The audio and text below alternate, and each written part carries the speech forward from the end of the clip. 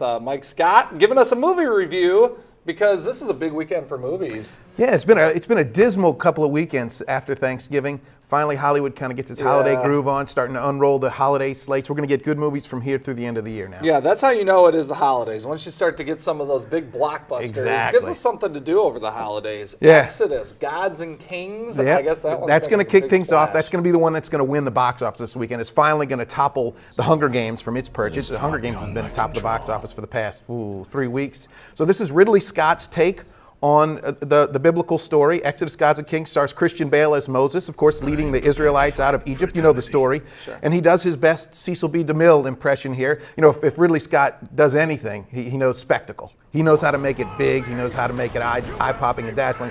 But the knock on this film is that's kind of all there is. It's surprisingly inert from a dramatic standpoint.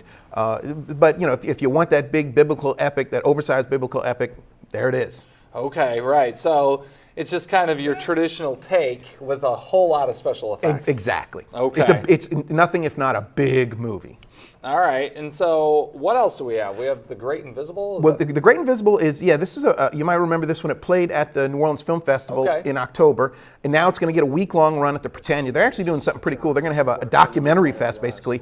Every day for the next week, they're going to have The Great Invisible, Big Charity, the Charity Hospital documentary, and the Edward Snowden documentary, Citizen 4. They're all playing daily. But The Great Invisible is the one I'm recommending. It's about the BP oil spill, and it really takes a look at the lingering human toll of the BP oil spill. Kind of goes on the ground, not only about the men who were on the rig when it exploded, but also folks on the ground who made their livelihoods from the Gulf and how they're sort of struggling to kind of get back to normal.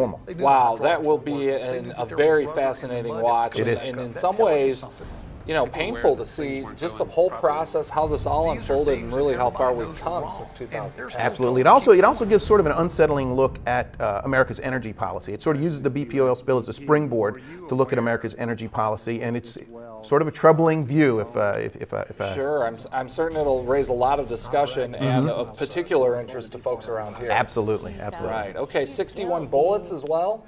61 Bullets is going to be opening at the Chalmette Movies, and this is also a documentary that played at the New Orleans Film Festival. It's getting a week-long run, and this is really interesting. It's another look at the Huey Long assassination, which of course has been debated and it's been controversial for years and years and years, for decades even.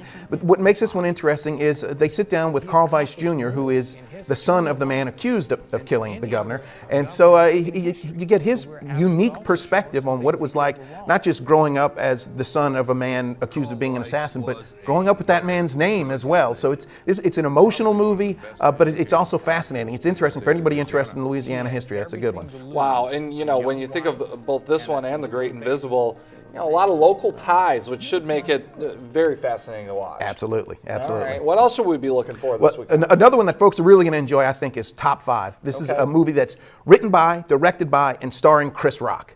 And the great thing about this movie is this is the Chris Rock that we all fell in love with. The edgy Chris Rock, fast-talking Chris Rock who kind of shocks you with things. It's very R-rated, but it's also very funny. This isn't the Chris Rock that we saw in those Grown Ups movies that were so disappointing. This is Chris Rock getting back to basics and proving why he's a star. This is a movie that, if you're a fan of Chris Rock, the old Chris Rock, you're going to dig this movie. Sure, okay, yeah, because for a while he put out a couple of duds. To say the least, that's to put it politely. All right, Mike Scott, we appreciate a preview of everything that we should be looking Always for a pleasure. at the box office. Yeah, it's a good weekend. Good weekend at the box office. All right, thanks, Mike. Well, NASA employees aren't the only ones crazy about space and science. Hear how they reinvented a popular radio tune just ahead.